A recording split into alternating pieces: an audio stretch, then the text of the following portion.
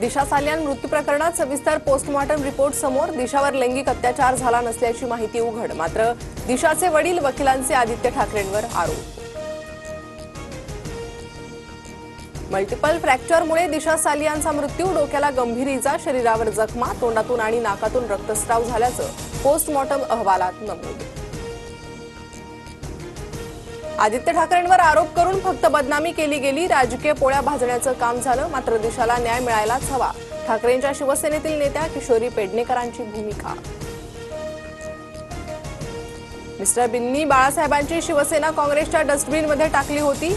उपमुख्यमंत्री एकनाथ शिंदेंचा उद्धव ठाकरेंवर पलटवार. शिंदे मोदींच्या डस्टबिनमध्ये होते, ठाकरेंनी केली होती टीका. आम्ही नरम आणि गरम नाही, कायद्यानुसार चालतो. आतापर्यंत कायद्यानुसारच निर्णय घेतला. धनंजय मुंडेंवरील प्रश्नावर मुख्यमंत्री फडणवीसांचं उत्तर. मी 56 जण पायाला बांधून फिरते असं सभागृहात म्हणाले नाही. माझ्यावर हक्कभंग आणण्यापेक्षा सभागृहात विभत्स हातवारे करणाऱ्यांवर हक्कभंग आणा. सुषमा अंधारेंचा चित्रा वाघ यांच्यावर निशाणा. कॉमेडियन कुणाल कामराच्या व्हिडिओला टी सिरीजची कॉपीराईट नोटीस. गाण्याची वाद्यगीत वापरल्याचा आरोप. तर विडंबन आणि व्यंग कायदेशीररित्या वाजवी वापराच्या कक्षेत. कामरानं ट्विट करत आरोप फेटाळले. विरोधी पक्षनेत्याविनाच राज्याच्या अर्थसंकल्पीय अधिवेशनाचा सूप वाजलं.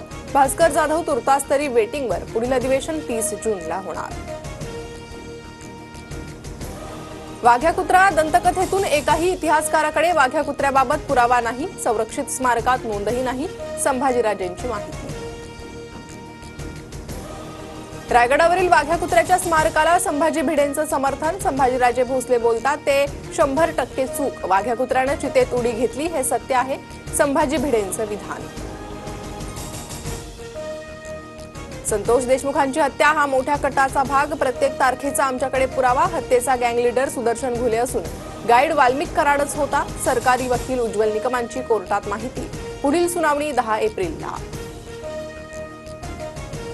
मद्यधुंद अवस्थेत भररस्त्यात अश्लील कृत्य केल्या प्रकरणातील आरोपी गौरव आहुजाला जामीन मंजूर. गौरवचा मित्र भागेश ओसवालला याआधीच जामीन मंजूर. नागपूरमधील हिंसाचार प्रकरणी काँग्रेस शिष्टमंडळाकडून राज्यपालांकडे अहवाल सादर. तेढ निर्माण करणारी वक्तव्य करणाऱ्या मंत्र्यांना बरखास्त करा. काँग्रेस नेत्यांची मागणी. राज्यभरात ठिकठिकाणी अवकाळी पावसाचा तडाखा. वादळी वाऱ्यामुळे हंगामी पिकांसह द्राक्ष आणि टरबूज बाग भुईसपाट. शेतकऱ्यांचं लाखो रुपयांचं नुकसान. तर अनेक भागात घरांचे पत्र उडून गेल्याचीही घटना.